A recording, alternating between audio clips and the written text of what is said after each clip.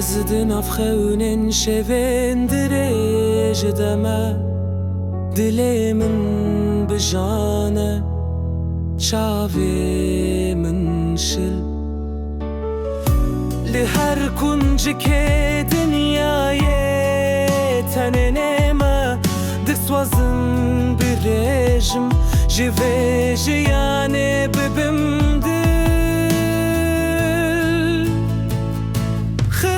Bikimin ji vê dinyayê rizgar bike Ji vî barê giran Ji vanê şên bêdawî bila rihê min bifare Wek teyrek azad Ber basîmanên bêsînor ber bi ronayê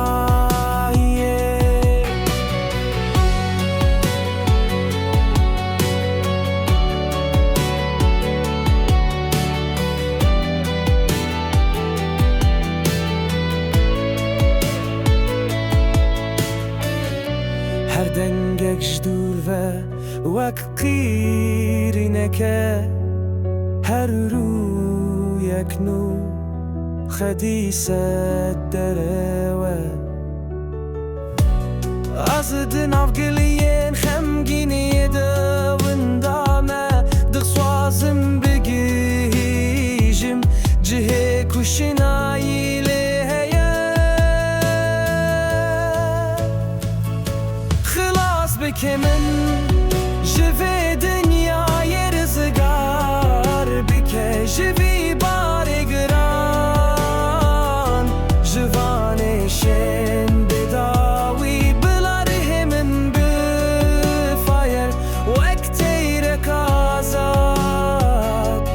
Ber basîmanên bêsînor ber bi ronayê Mane besevêş ev jana kur Canê min westiyaye Nema dikare bisikîne Ez hêvî dikim rojek ev tarî biqede û dilê min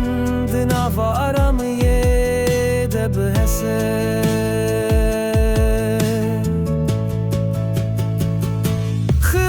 Bikimin ji vê